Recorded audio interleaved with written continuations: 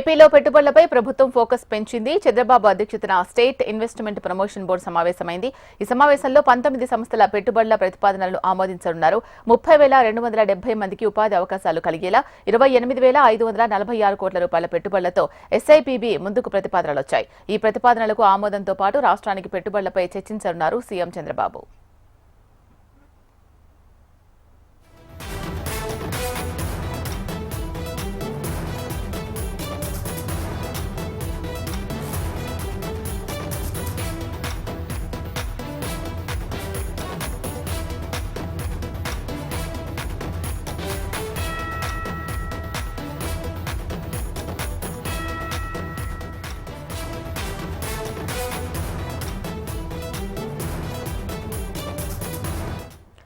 ఏపీలో పెట్టుబడులపై ప్రభుత్వం ఫోకస్ పెంచింది. చంద్రబాబు అధ్యక్షతన స్టేట్ ఇన్వెస్ట్మెంట్ ప్రమోషన్ బోర్డు సమావేశమైంది.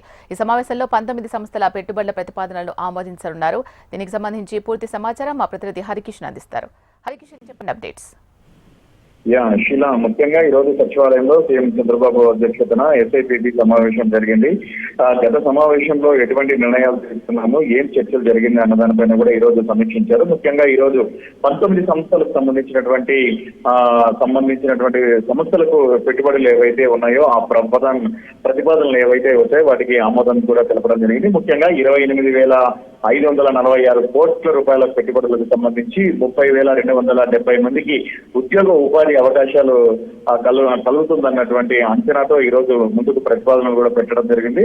అయితే ఈ నేపథ్యంలోనే కంప్లీట్ గా రాష్ట్రంలో ఇటు ఉత్తరాంధ్ర, రాయలసీమ అలాగే కోస్తాంధ్రకు సంబంధించినటువంటి పరిశ్రమలు ఏవైతే నూతనంగా వస్తున్నాయో ఆ ప్రాంతంలో పెట్టుబడులు పెడుతున్నారు. సో ఆ పరిశ్రమలకు సంబంధించి డాష్ బోర్డు అంటే పారదర్శకంగా ఉండాలి, అందరికీ తెలిసే విధంగా ఉండాలి, ఉద్యోగ ఉపాధి అవకాశాలు కూడా కల్పన ఏ రకంగా ఉండాలన్న దానిపైన కూడా ఈ రోజు ప్రధానంగా చర్చ జరిగింది.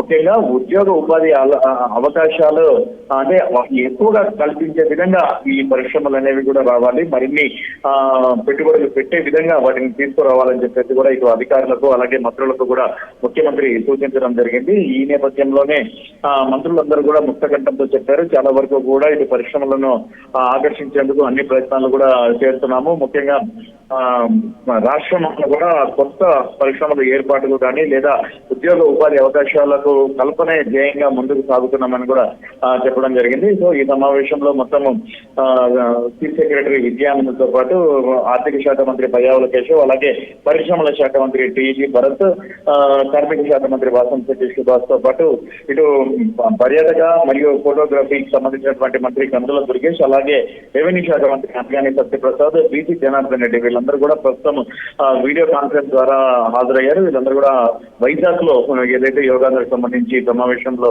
అక్కడ ఏర్పాట్లు చేస్తున్నారు కాబట్టి సమావేశానికి వీడియో కాన్ఫరెన్స్ ద్వారా కూడా హాజరయ్యారు. విషయంలో హరికిషన్, ఎటువంటి పరిశ్రమలు వచ్చే అవకాశం ఉంది ఈ పెట్టుబడుల ద్వారా? అంటే ప్రధానంగా ఇటు మనం చూస్తున్నాం రాయలసీమకు సంబంధించి రెన్యూవబుల్ ఎనర్జీకి సంబంధించి అలాగే సోలార్ ఎనర్జీ, సో ఇటువంటి స్టీల్ కి సంబంధించినటువంటి పరిశ్రమలన్నీ కూడా రాయలసీమ వైపు వస్తున్నాయి. మరోవైపు ఇటు ఉత్తరాంధ్రకు సంబంధించి ఐటీ సెక్టర్, ఐటీ హబ్ గా ఐటీ పరిశ్రమలు ఇటు వైజాగ్ వైపు వస్తున్నాయి. సో ఈ పరిశ్రమలన్నీ కూడా పెద్ద ఎత్తున ఇక్కడ వస్తున్నాయి. వీటి ద్వారా కూడా ఉద్యోగ ఉపాధి అవకాశాలు పెంపొందించే విధంగా ఈ రోజు చర్చ జరిగింది. Right, thank you Harikishan.